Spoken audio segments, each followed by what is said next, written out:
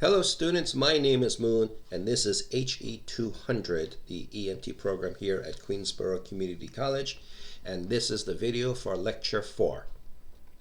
Wait a minute, if you had lectures 1 and 2 today, shouldn't be the next one 3?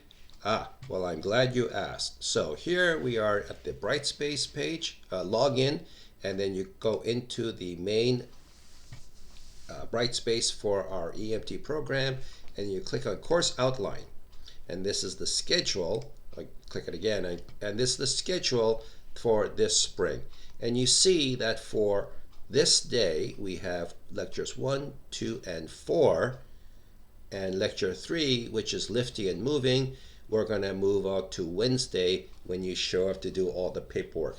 The reason why we're doing the lecture 4 and 1 and 2 today online instead of in person is because, again, we had the inclement weather. And so let's back out to Brightspace login. Lecture 4 is legal for the EMT. So in order to get the associated or supplementary lecture material for lecture 4, you click on the lecture Brightspace for our course, and then go to content, as I prefer to do. You don't have to do it this way, but anyway, you go to daily lessons, and then you scroll down until you see legal here. Click on that, and then you see things like course outline, chapter outlines, although I strongly recommend that you write your own outline. That's a great way to study. And here is lecture 4, legal and ethics, and some other extra stuff here. This was a very controversial, shocking event that went all across the news long ago when it happened, and it was an example of something we're going to learn today. Right, so let's go to the provider stress and thoughts. That goes to chapter 2, well-being, which we have in the other lecture. Anyway, you click on this to get the slideshow, but I'm not going to use that slideshow because I have my own, which is only slightly modified. You don't have to use mine. You can use the official one if you want, but I'm going to use mine because I had this pre-prepared. So let's go to the laboratory Brightspace, and then modified lectures, and then let's go into chapter 4, legal ethics modified.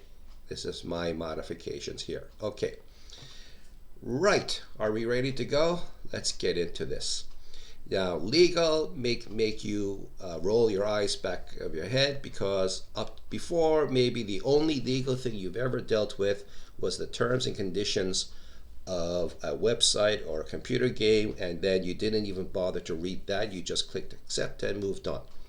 And for those situations, it's a few bucks lost if you get it wrong. Maybe they permaban you out of the game, so it's annoying, but so what. But this time, this is serious business, because now you could be the plaintiff, which means the patient or the patient's family could end up suing you over something you did or you didn't do on scene, and so you need to take this seriously, this whole lecture seriously. Okay, some title cards.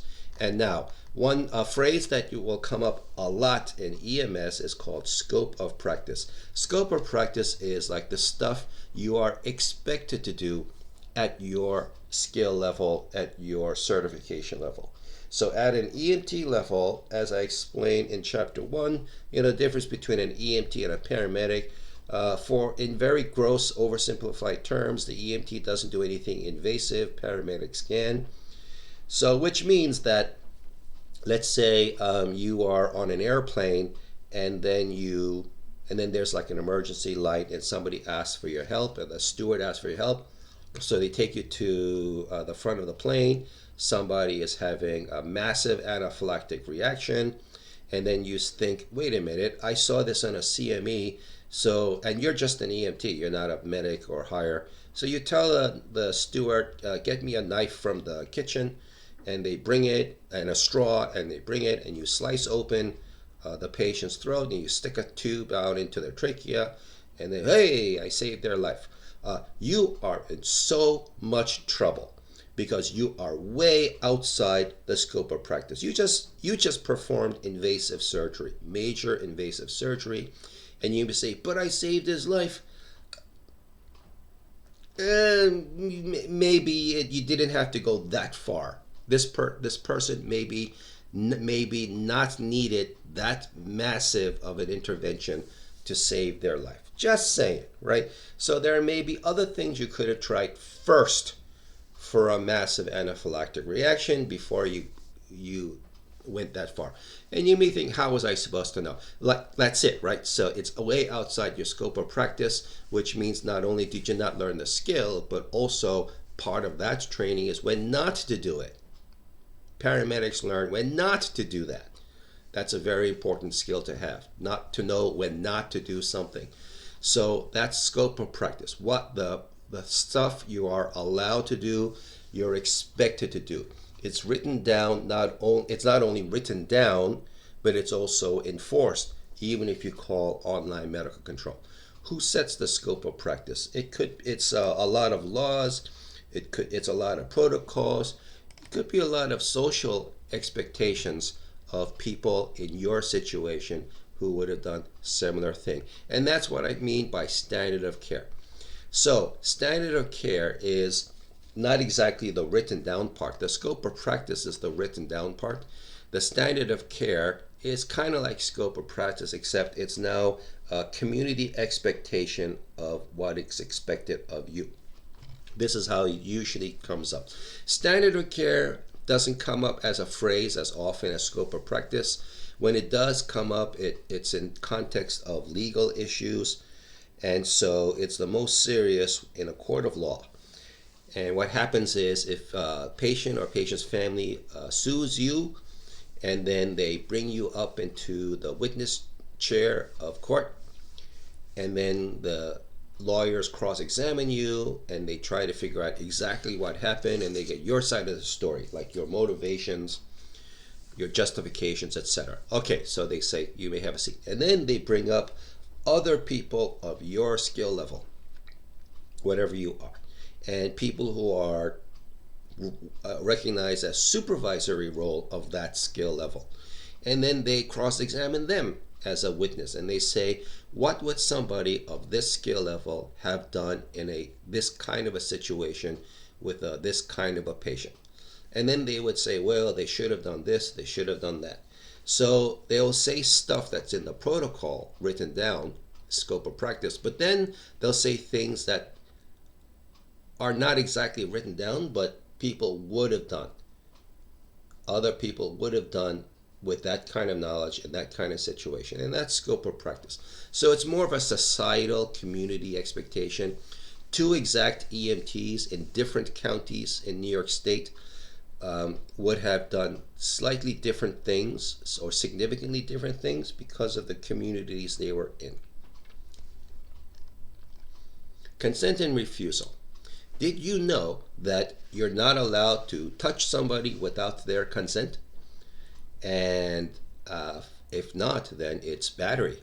It's the word battery sounds pretty violent, like you're severely beating somebody. Actually, that's not what battery is. Battery is just touching somebody when they told you or made it clear they don't want you to help. So how do you avoid the accusation of battery? Oh, by the way, that's not assault. So assault versus battery. Skip the AI, and because this is serious now, it's not just, what isn't this interesting? That AI is for things that are interesting conversationally, but we're talking about like getting questions right or wrong on the state exam. We're talking about your legal well-being. So we need to get to like somebody who really knows what they're talking about. Let's see, illinoislegalaid.org. Okay, that seems like a little more believable than AI or even Wikipedia.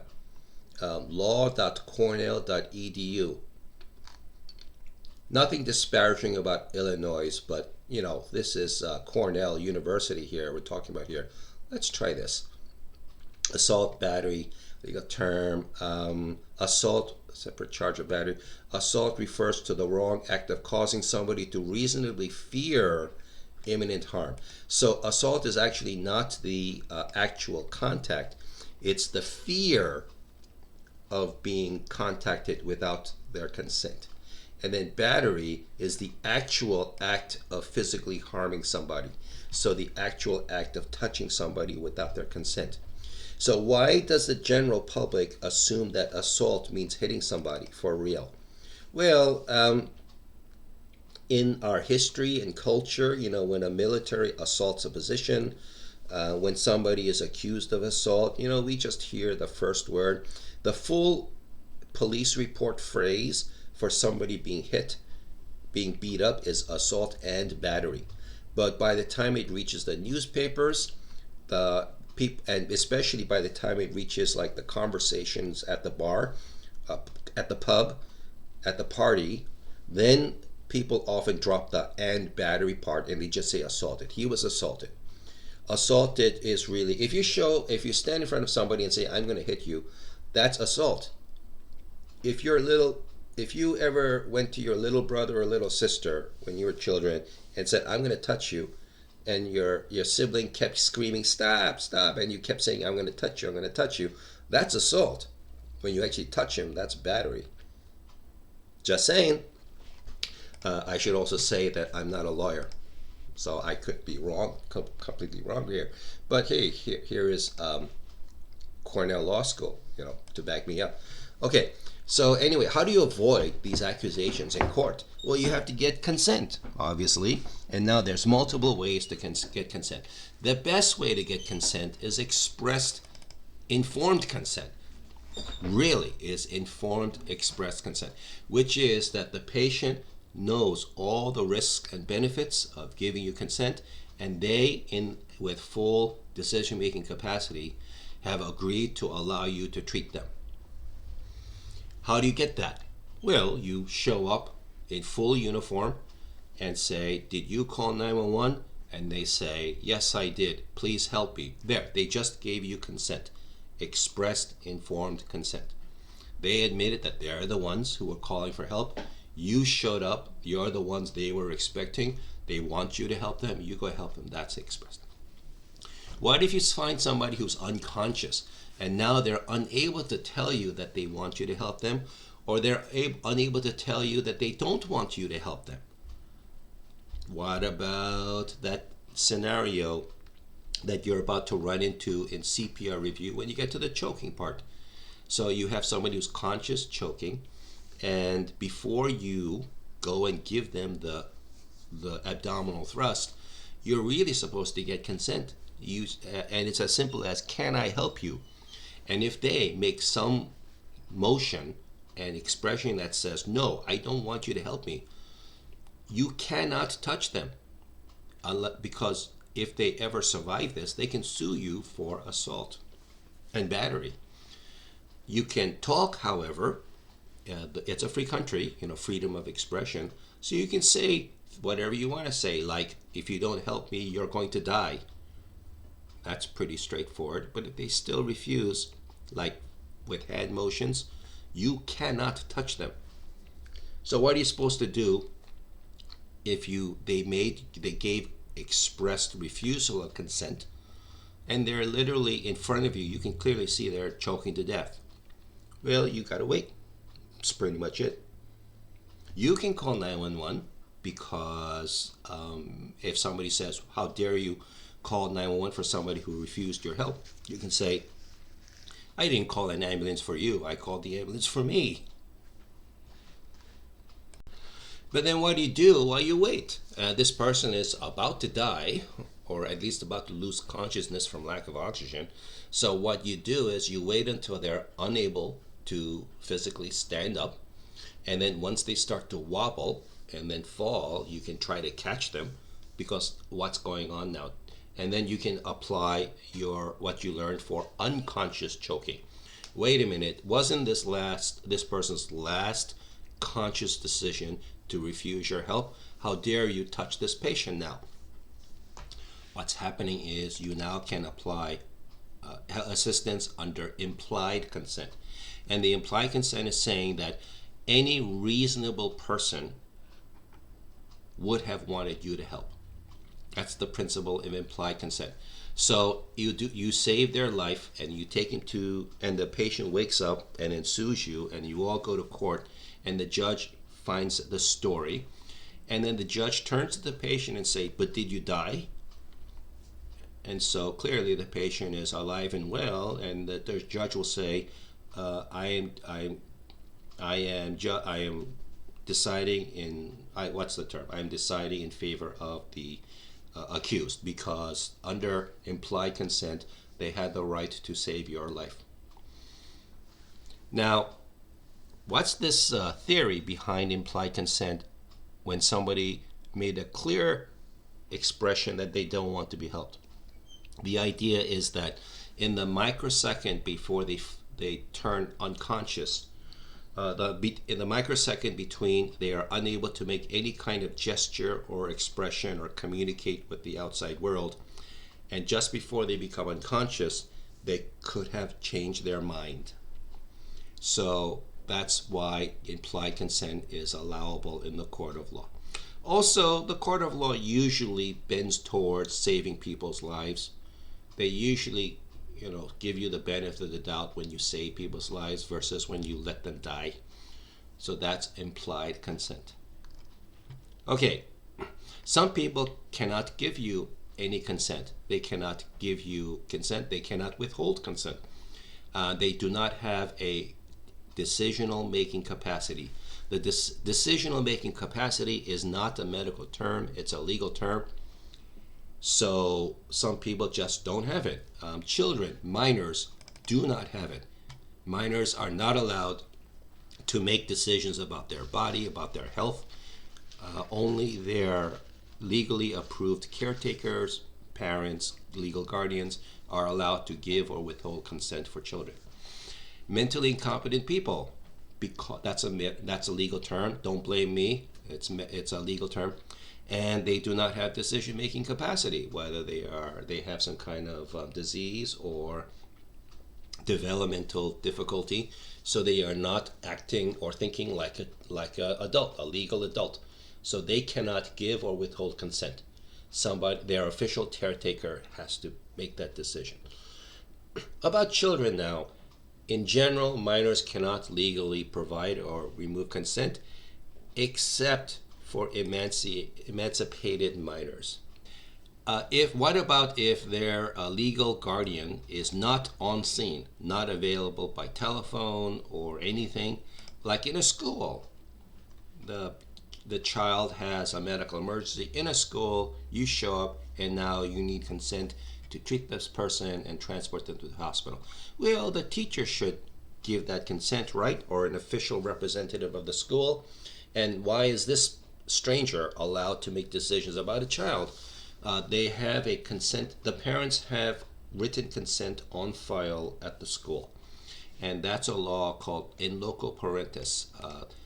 The local version of the parent is the official representative of the school, and so the real parents, give the local representative the authority to make decisions for medical emergencies.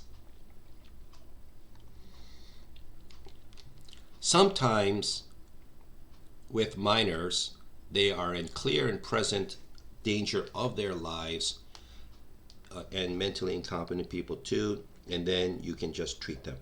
So similar to the idea of the implied consent.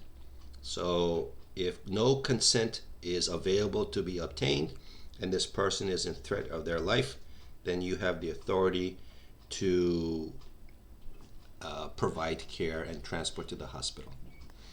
Some patients temporarily do not have decision-making capacity. For example, under the influence so badly that their sense of judgment is completely impaired. So somebody who's drunk, but so drunk that they are not able to make sound decisions and they could get themselves killed. So how do you know the difference? Because we don't even have a breathalyzer on the ambulance, and sometimes we can't wait for the police, or you want to make a decision when to call police or not. It's going to be a career kind of a thing, based on experience. Um, back when I worked at that, when I worked at that professional baseball stadium, our rule of thumb was even though they appeared inebriated, as long as they're on both feet standing, then they're free to go home. Once any other body part touches the floor, they are ours. We can forcibly, with the help of stadium security, move them to the first aid office, and then prepare for transport to the hospital, because they become a danger to themselves or others. And that's the key phrase you want to use in your pre-hospital care report. You write things down. The patient has become a danger to themselves or others. And then you don't just leave it as that phrase, because that phrase gets thrown around a lot. You want to write up your reasoning why they become a danger to themselves or others. And out in the streets, yeah, sometimes we've had patients who are just so clearly out of it that were we to allow them to stumble on their way home, there was a very good chance that they'll wander out into the middle of the street and get hit by a car. But here we are, documented to have been on scene, made contact with this person, and then later police reports say he died because a car hit him.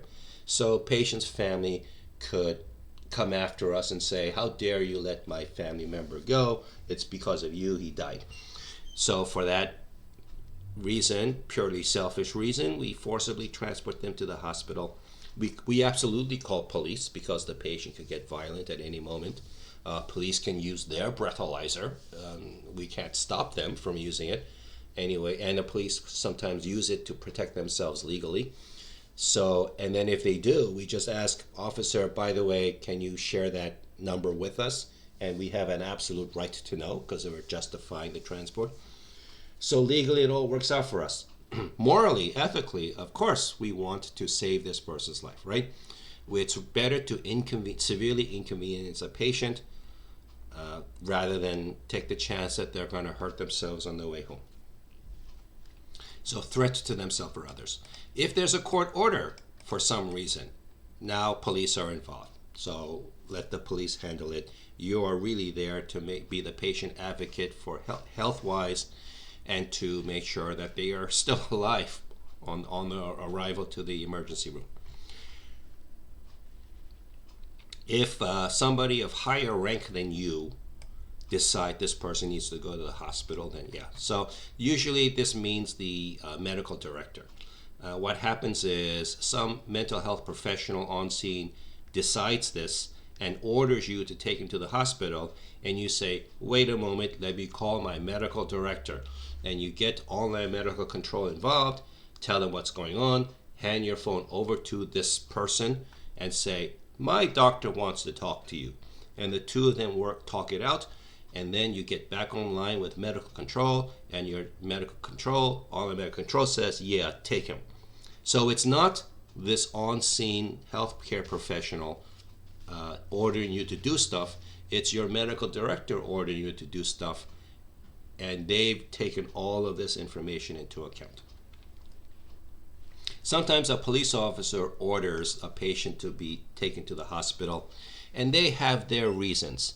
So in order to make sure that the police justify their reason for transport, you ask for the police officer's badge number, their precinct number, and their report number on the scene. And they should have all three numbers available to you. If they refuse to give any one of them, something is really suspicious is going on here. You just take all three numbers, put them in your PCR. That way, if anybody questions your judgment about transporting this patient, tell them we were ordered by police. You go talk to them. Here are the reference numbers that you need. So all you did was be the patient advocate, make sure their health wellness is being seen to and ensured all the way to the hospital. Sometimes the patient needs to be restrained because they're a danger to themselves. Their attempts to free themselves is causing harm to themselves or you. And so now, very, very dangerous territory here. restraining a patient. First of all, when they're under police custody, then they have handcuffs on.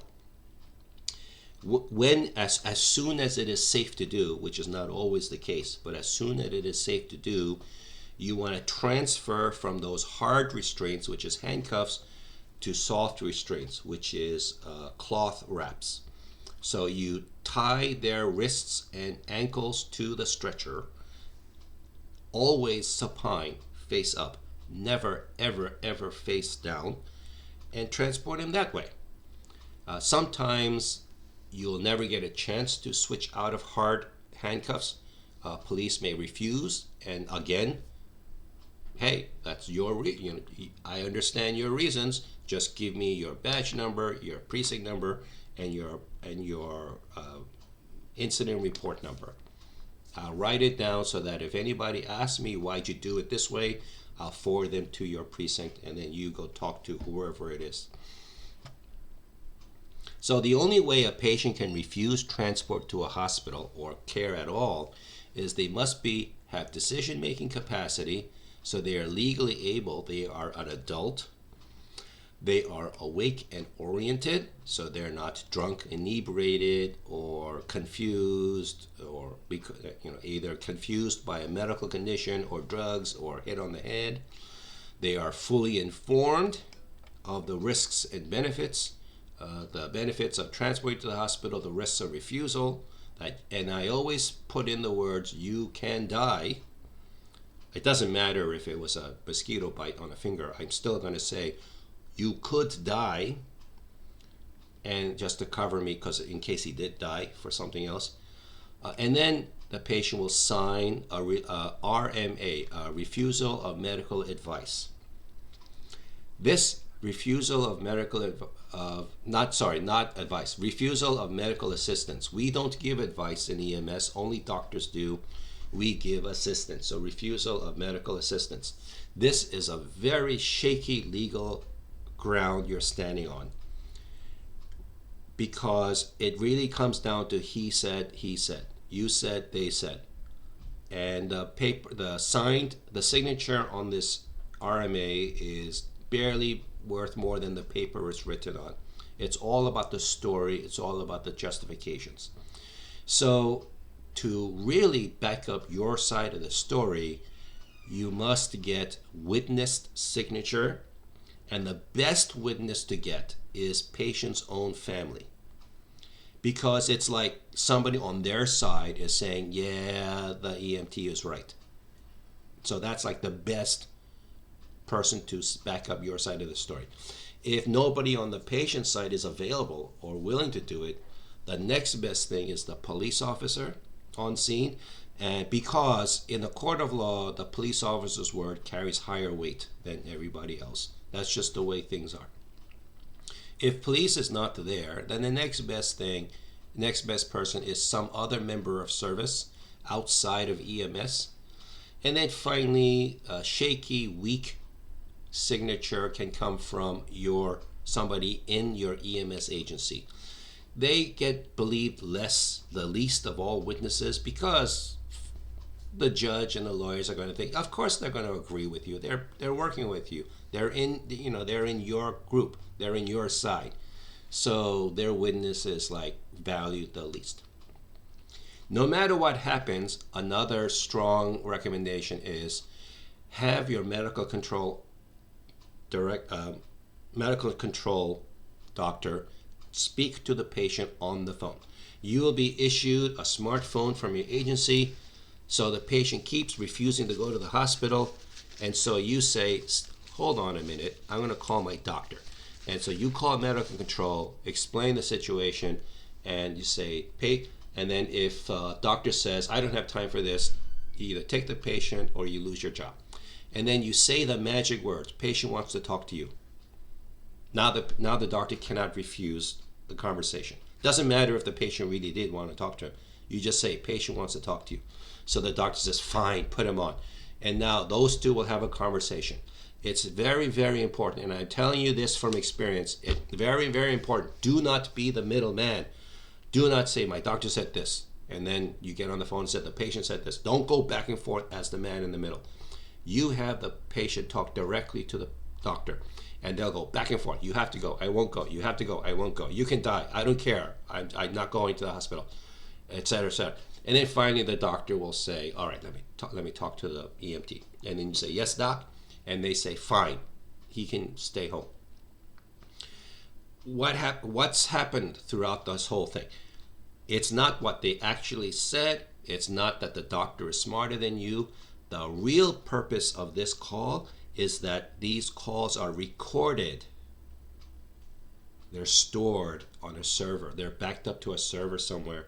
So if this ever goes to a court of law and the patient or the patient's family says he wanted to go to the hospital, but these mean EMTs refused to go, and they said racist things, and they said the most horrible things, and they told us they'd rather we died, etc. Blah, blah, blah.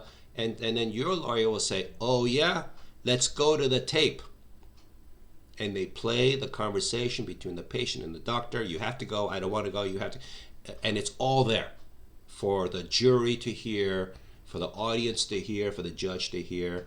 They may laugh themselves silly or suppress laughing. Either way, it's obvious on the recording. The patient knowingly and of free will refused to go to the hospital, and the doctor finally gave in. That's one beauty of calling medical control.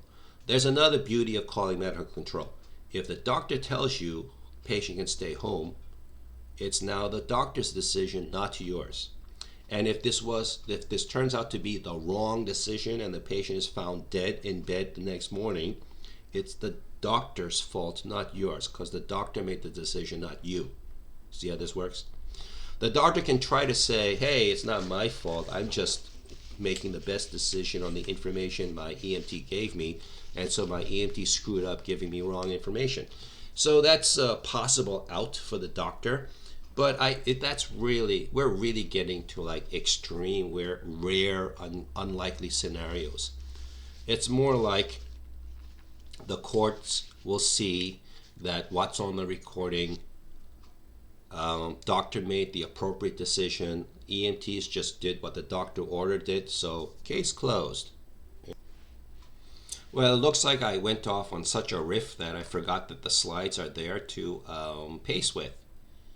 So I said this, pause, read it. I said this, pause, read it.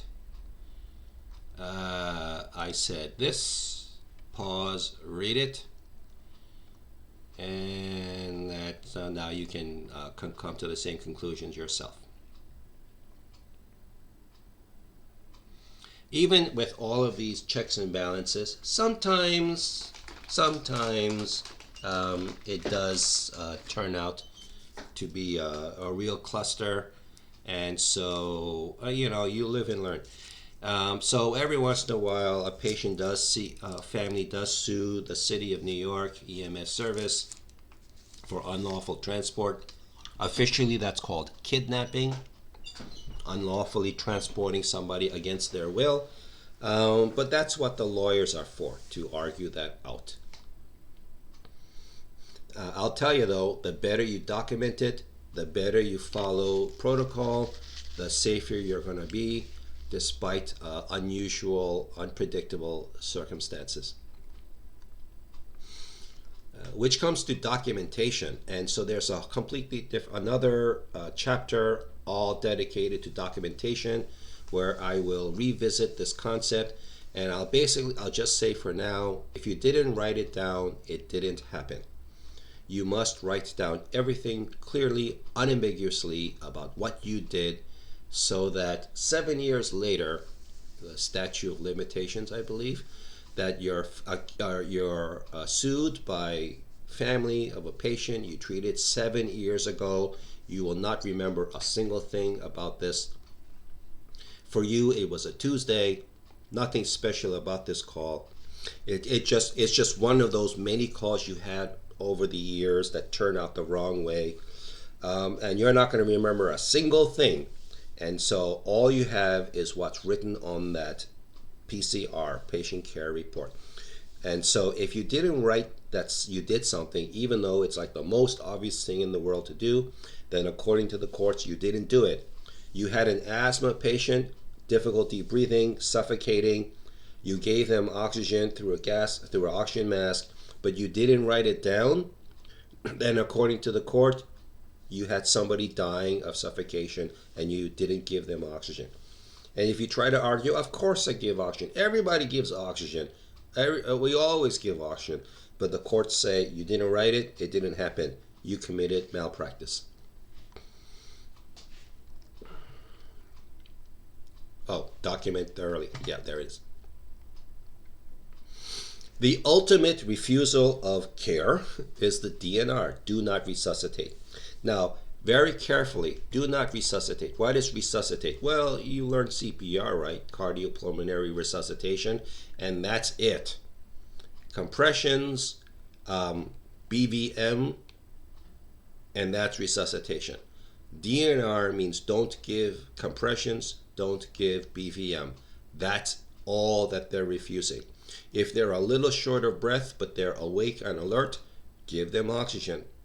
Don't point to their DNR and say, I can't help you. See, DNR? Because DNR does not mean do not treat. Of course you should treat. A patient with a DNR is suffering incredible pain, and you can call for paramedics to give pain medications. If the patient with a DNR is starving and desperate to eat something, then the hospital, of course, should give them food. It's just that if they're ever found pulseless or unable to breathe, then the patient said, don't bring me back to life. Don't force air into me. Just let me go in peace. That's what the DNR is. Now, what about other things like feeding tubes and ventilators and food? Sometimes parenteral feeding, IV feeding like that. That's not covered in the DNR, but the patient has some opinions about. That's the POLST, Physician Order for Life-Sustaining Treatment, also known as MOLST, Medical Order for Life-Sustaining Treatment. Different states have different versions of this. So I believe New York State is POLST. There they can spell out things like feeding tubes and other stuff like that they do or do not want to be done for them when they are unable to communicate. And that's the point. This is under the subcategory, under the major category of living will. Living wills, unlike ordinary wills, are what to be done for somebody while they're still alive. An ordinary will is what to be done with person's belongings after they have passed on. A living will is when, in case somebody is still alive but they are unable to communicate, and now the doctor wants to know, what do you want us to do? Do you want us to do this or that? Not to do this or that? And the patient's living will spells it out, saying, do this, don't do this, do this, don't do this. This is especially helpful for these life and death situations, and especially if the family cannot agree. Like one adult child says, yes, do it, and then the other adult child says, no, don't do it. And they get into the screaming match in the middle of the living room or out in the emergency room hallway, like who loved who better, who was there when the other was not. And us responders are like, I don't care what you do, just decide. Do you want us to do it or not? And so to avoid this unhelpful drama, if it's written down on a piece of paper, now our instructions are clear. This is what the patient wants. This is what we're going to do. What if you see this? Tattooed. So now there's a way to verify if a DNR is valid or not valid. And I guess I'll just have to tell you. It must have the signatures of both printed and name and signatures of both the patient and their doctor. It must be dated, and it's only good for 1 year after the date. and it then must state clearly what they do or not want to do. Did you know that DNR is the name of a rock band? Maybe he's a fan. You have no idea if this is legit, or he made it as a joke, or he lost a bet. You have no idea. So you cannot honor this. It must be a form. Now, a photocopy of the form is acceptable in New York State. It doesn't have to be the original document. So what patients with DNRs and PULS do is they have the original forms filed away safe, and then they have like photocopies all over the place on the refrigerator door, in their wallet, submitted to the hospital in case they're taken care of, etc., etc. So that's how this works. So I've thought of this, and I think I have an idea. I'm not sure if this will work, so don't quote me on this, but if I get old enough and sick enough that I feel like this will work for me, or I want to do this, what I'm going to do is have a tattoo of this on the upper left chest, not the upper right. Why not the upper right? You listeners at home, viewing audience, can you tell me next time we see each other in lecture, why should I not put anything here in the upper right? Instead, I'll tattoo it on the upper left. I'll have the EMS symbol, EMS symbol, to grab the first responders' attention. I will have do not resuscitate, and then I'll have, this is the magic here, bit.ly website. So bit.ly converts any website string, like this one, right, massive, long, into a short form, short letters, which are easy and simple to tattoo on. And then for those who actually, are curious, they can go to that website on their smartphone, and then they'll see a photocopy of an appropriate valid DNR.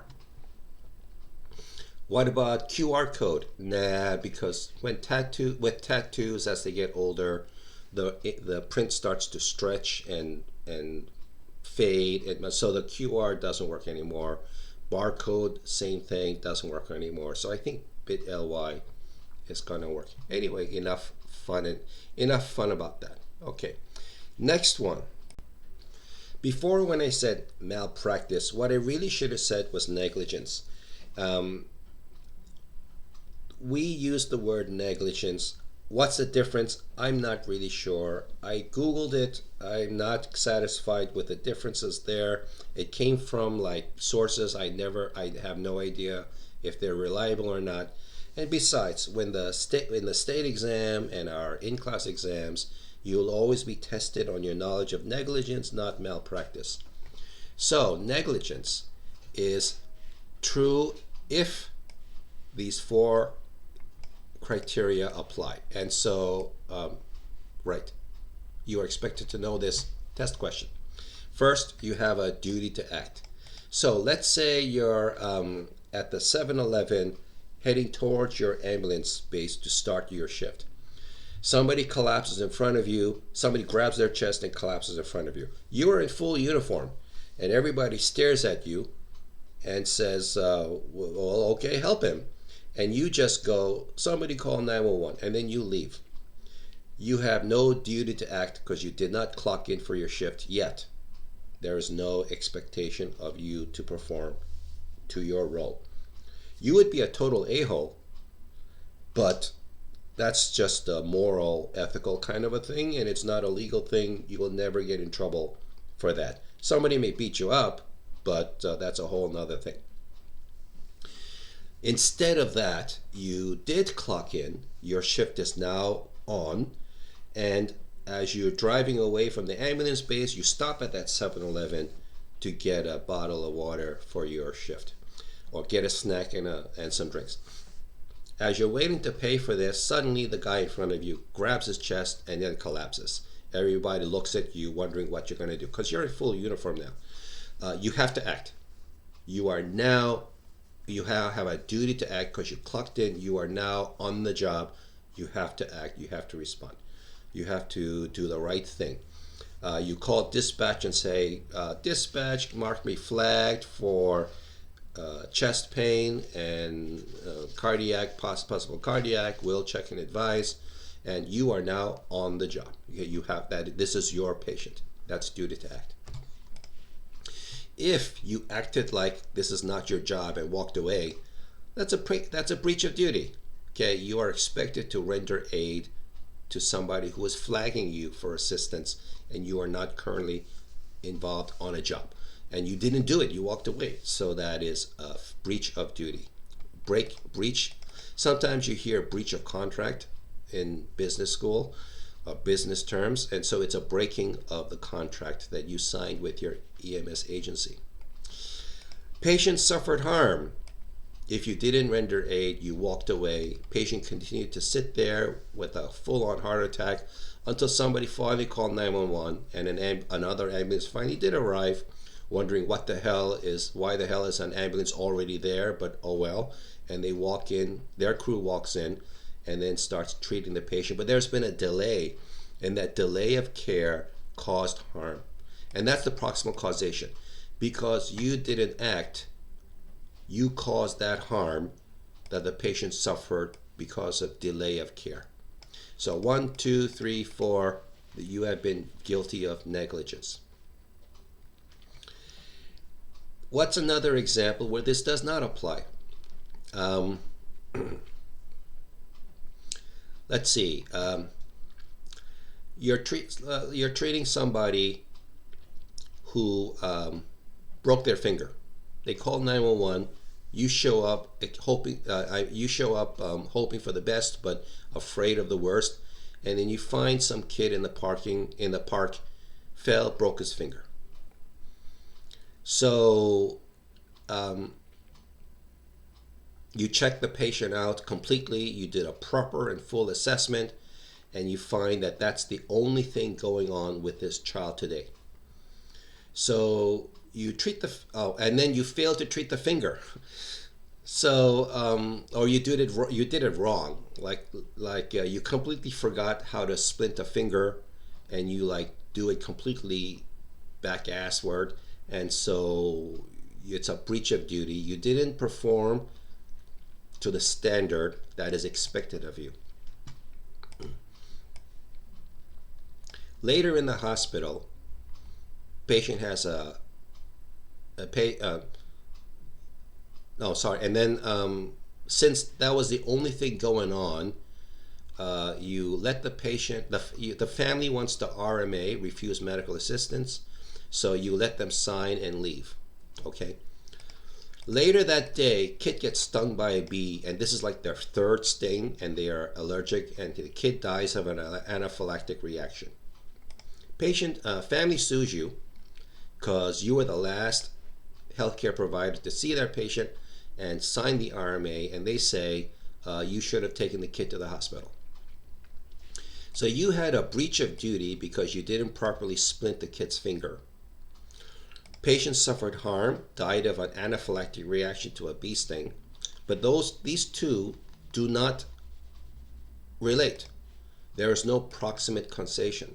Your failure to splint the finger properly did not cause the kid to have an anaphylactic reaction, so there was no negligence. See how this works here? Okay.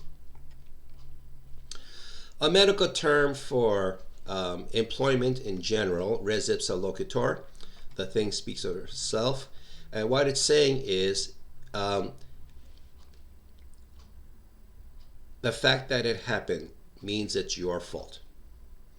So there are times when you have complete and total responsibility for your patient because the patient is unable to take care of themselves while they're under your care. And the most obvious example is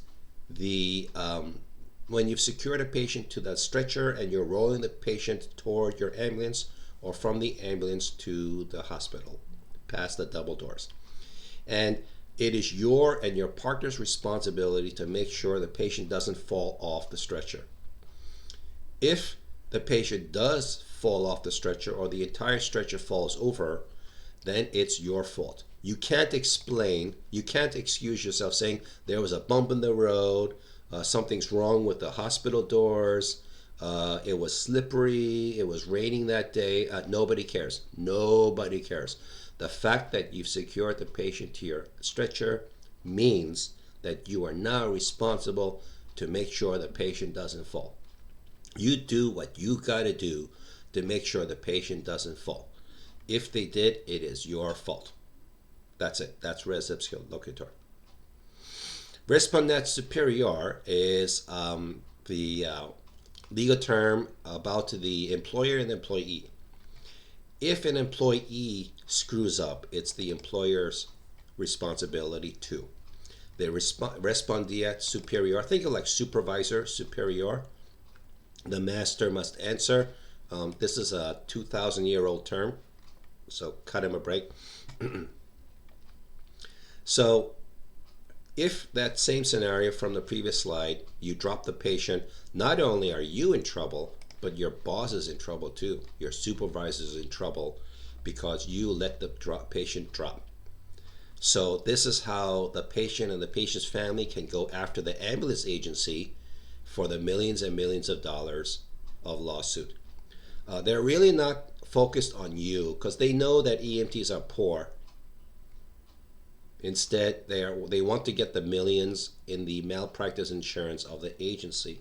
And so the agency is now responsible for your screw up.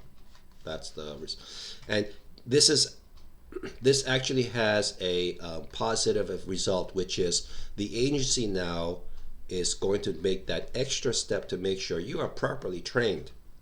They don't want a screw up running around the city causing all kinds of legal nightmares that they will get sued for. So they will get, once they identify an employee who is having trouble understanding these things, they will either try their best to educate this person to get their skills up to competent stuff, or fire them because they're going to say, you know what, you're just a danger on wheels. You are too much risk for this company. I'm sorry, but we're going to have to let you go. Duty to act. Maybe this belongs earlier. This slide should have been moved further up. But anyway, I already explained it. It's pretty much, as far as we're concerned, set by the protocols. You want to know if you have a duty to act? Remember your protocol about this situation, and it'll spell out what's expected of you, and that's the least of what you're supposed to do. Now, you probably want to do more above and beyond based upon your conscience, but the very least of what you expected of you is spelled out in the protocols, and that pretty much, as far as this class is concerned, encompasses the duty to act. One thing you definitely don't want to do is abandon your patient. Once you've made contact with the patient, you cannot leave. And this is actually true even if you're off duty. So despite what I said above, once you clock out of your shift, all the other things in the protocols no longer apply to you. You are now just a civilian, except for the abandonment part, because you have a recognizable certification level.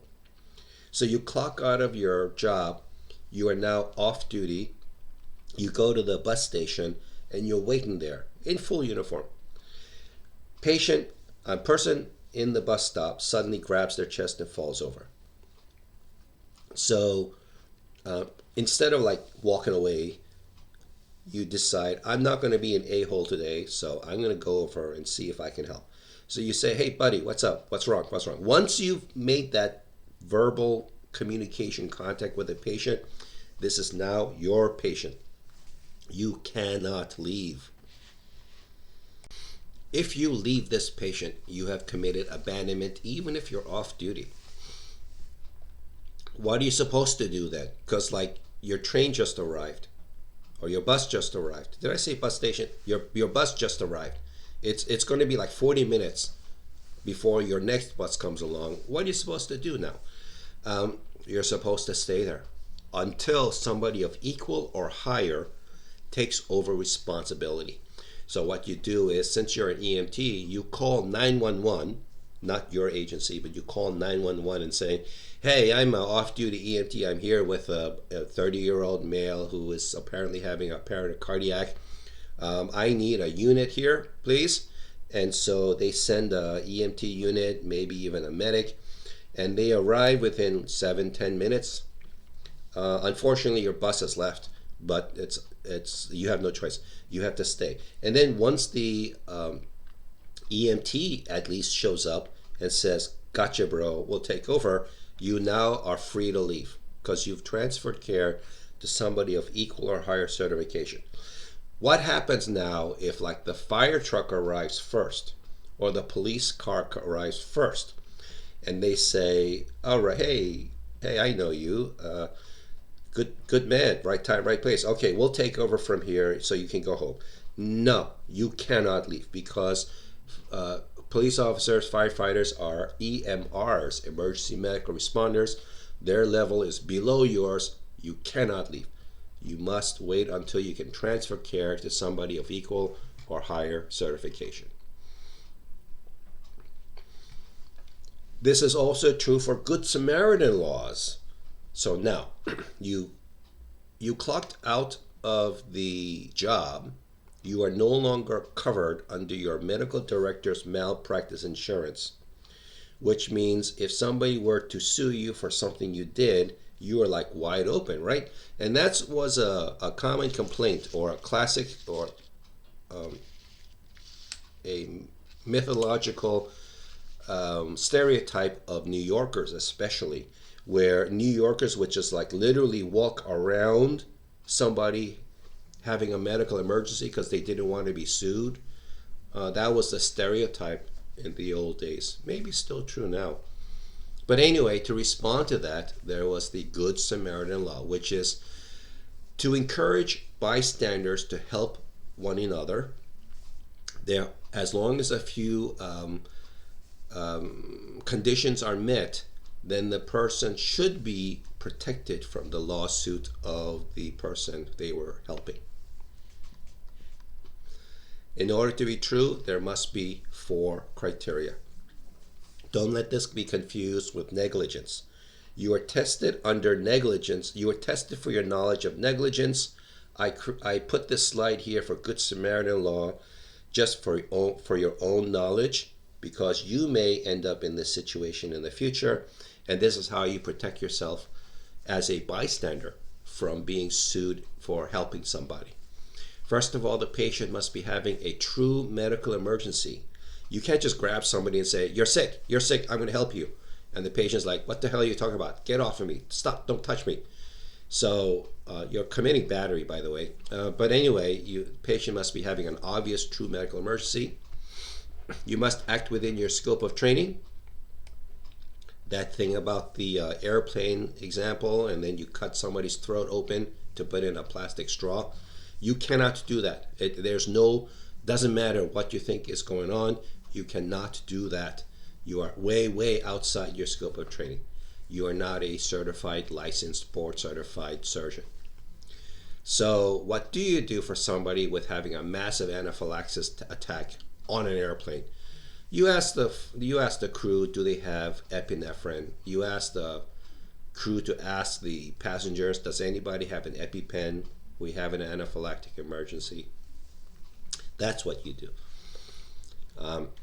Anyway, this Saturday you will recertify with CPR, so you will know how to do CPR. You can handle somebody having a choking emergency. You can do that. So okay, you must act in good faith. I don't know how you prove that you did act in good faith. This is a legal thing. Good Samaritan laws are about the legal world. It's not about the medical world. And you cannot accept compensation. You save somebody's life, they wake up, they turn around and say, man, you are like my guardian angel. Man, I'm so glad you are here to save my life. Here's $20.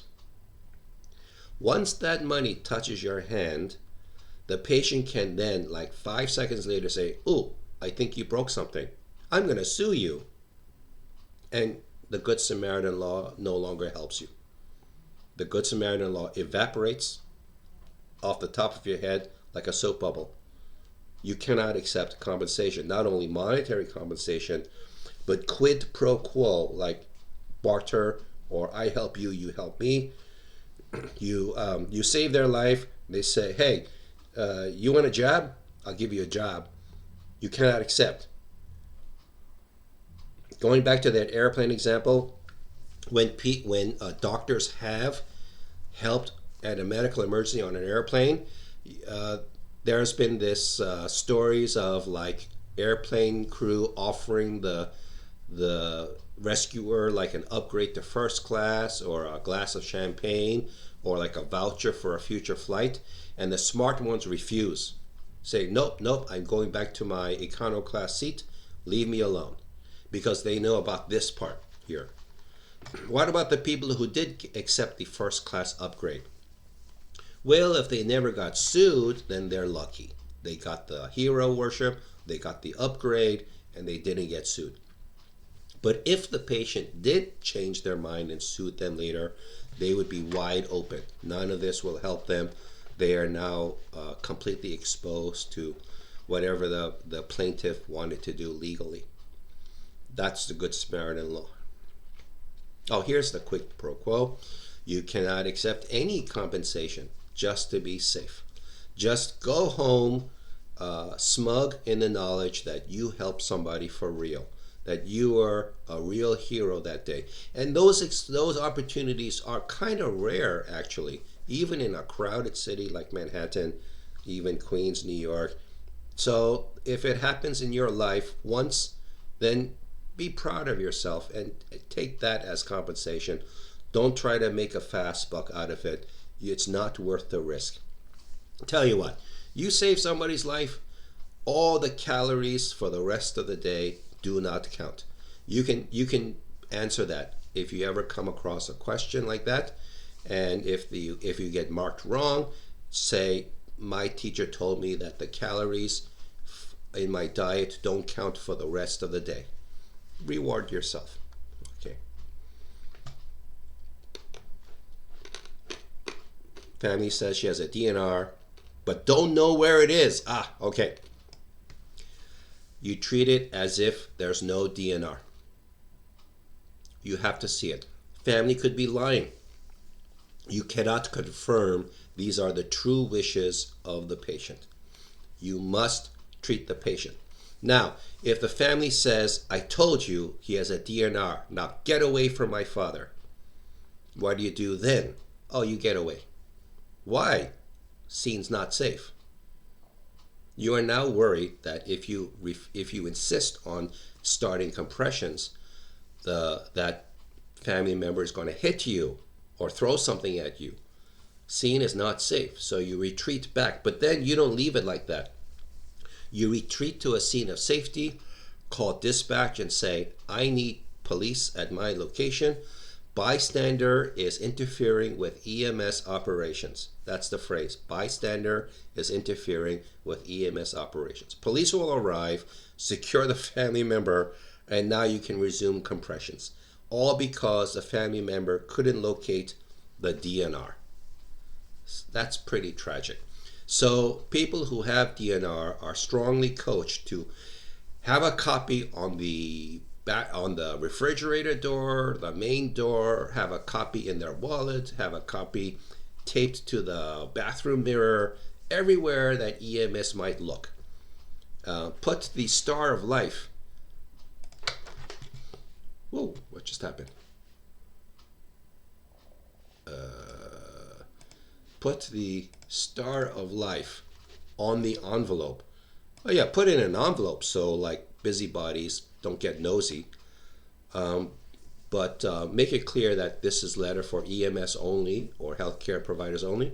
And then you rip it open, you see that it's a DNR, say, oh, okay, all right, stop compressions. We have a DNR. You are off duty and arrive on the scene of a vehicle crash. Police and EMS not arrived yet. Are you legally obligated to stop and render aid? Off duty, no duty to act. You can just stare straight forward and totally ignore what happened. Would you feel good about it? Probably not. But you have your things to do, right? Maybe you're trying to rush home to pick up your kid from daycare. Who's more important, right?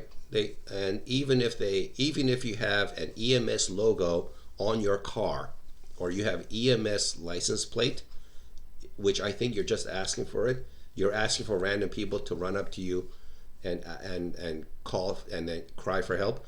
But that doesn't mean anything, because people have EMS license plates, but the car then ends up being driven by like a family member who's not an EMT. So that doesn't prove anything. It doesn't even prove you were there. So you're in the clear. They can't prove anything. You don't have a duty to act. So you can just keep on going. Now, should you morally? Well, that's going to be up to you. Confidentiality. HIPAA. This is how you spell HIPAA. I've seen nurses spell it HIPPA. I don't know what's going on in their mind. They've learned HIPAA. It's HIPAA. And I'm just, pro tip right now, I'm telling you, don't misspell it. And one way, convenient way to remember this is, remember, HIPAA is not a female hippo. HIPAA is not a female hippo. It's not two P's, it's one P, two A's. And the gist of this law is that you cannot share patient identifying information with anybody who doesn't have a right to know. Otherwise, you could be fired, and people have been fired for violating HIPAA. You cannot talk about your patient in the elevator or at the bar and with any kind of information that a eavesdropper may recognize as somebody they know. When you are handling patient paperwork, you must keep them secure. You cannot throw those pages out into the middle of the street when you think you're done with them. You cannot put them in a trash can unshredded. You must secure documentation.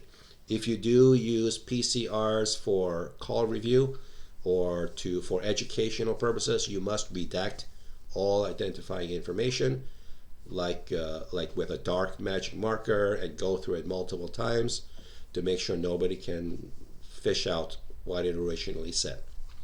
Now, when EMTs get together in the bar after a long day, of course they're going to talk about the patients they've had.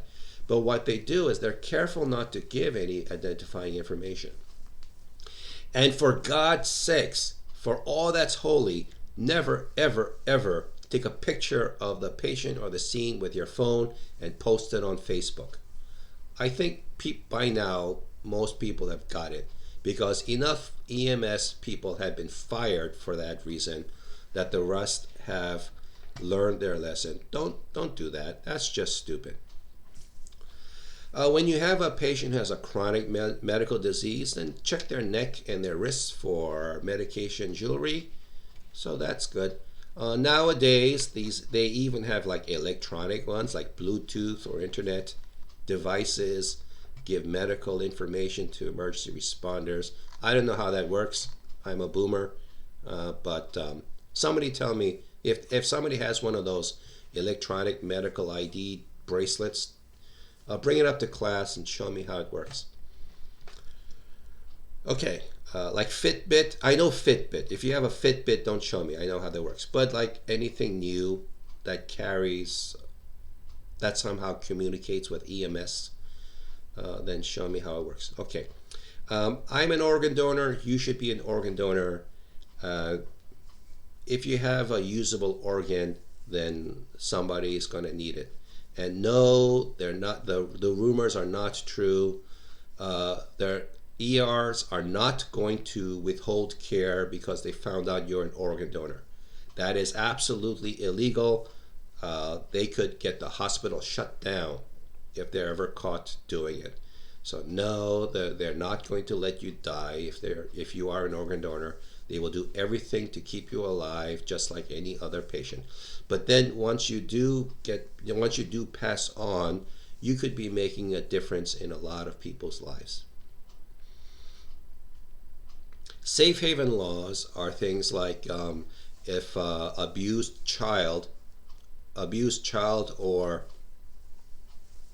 spouse can retreat to any official station, like EMS station, police, fire, for safety. And now this one here, let's say a new mom is completely unprepared to take care of a baby, and she is completely out of resources, and in terms of like education, she has no idea who to turn to. She is alone, scared.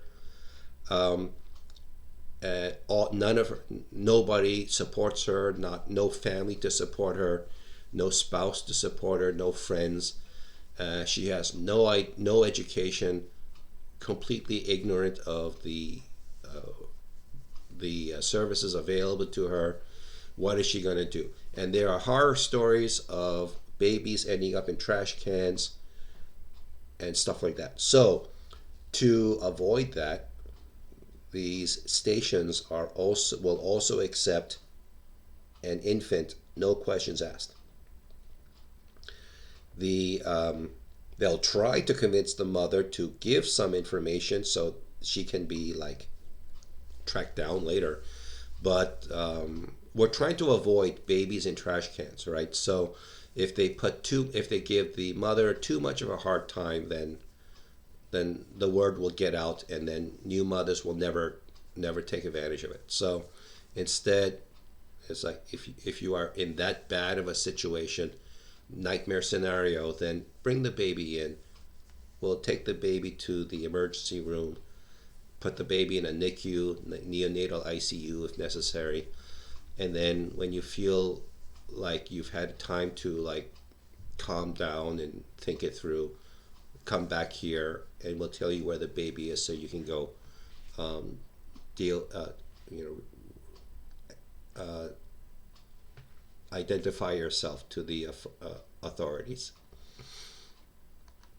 Crime scenes. Protect the patient first and then preserve the evidence, but the priority is always the patient. Sometimes the the needs of the police conflict with the needs of the patient.